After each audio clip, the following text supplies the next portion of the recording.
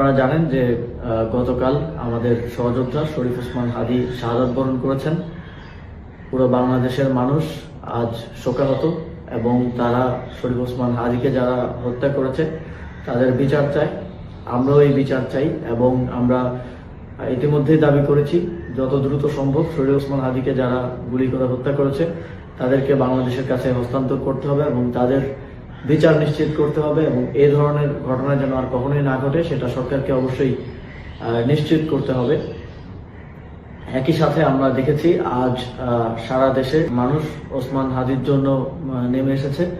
তবে এই ঘটনাকে কেন্দ্র করে বিভাজনকে উস্কে দেওয়ার জন্য এবং নানা ধরনের স্বার্থান্বেষী মহল আমরা দেখেছি যে গণমাধ্যম, ধর্মীয় প্রতিষ্ঠান এবং এই ঘটনার সাথে সম্পৃক্ত নয় এমন অনেক জায়গায় হামলা করেছে, অগ্নিসংযোগ করেছে।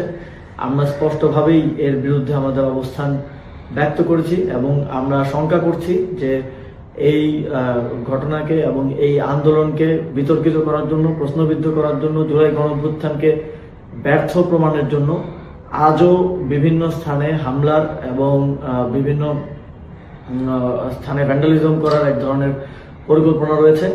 আমি বাংলাদেশের জনগণকে আহ্বান জানাতে চাই, আমাদের দেশের সম্পদ রক্ষা করার দায়িত্ব আমাদের এবং কোনো ধরনের সেন্সিটিভ প্রতিষ্ঠান, ধর্মীয় প্রতিষ্ঠান এবং সংবাদ মাধ্যম, ব্যবসায়িক প্রতিষ্ঠানের যেন কোনো ধরনের ক্ষতি না হয় সেটা নিশ্চিত করা আমাদের দায়িত্ব।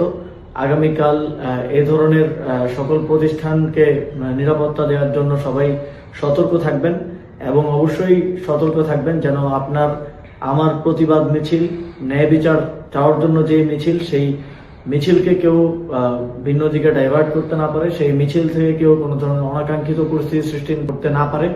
আমরা ওসমান হাদিকে একজন বীর হিসেবে স্মরণে রাখতে চাই। তিনি যেই সাংস্কৃতিক, সামাজিক এবং রাজনৈতিক লড়াই শুরু করেছিলেন ইনকিলাব কালচারাল সেন্টার, ইনকিলাব মঞ্চের মাধ্যমে, তিনি যে প্রতিষ্ঠান গড়ার কথা বারবার বলতেন, তিনি যে যোগ্য মানুষ গড়ে তোলার কথা বারবার বলতেন, সেই উদ্দেশ্য এবং সেই লক্ষ্যকে সামনে রেখে আমরা এগিয়ে যেতে চাই।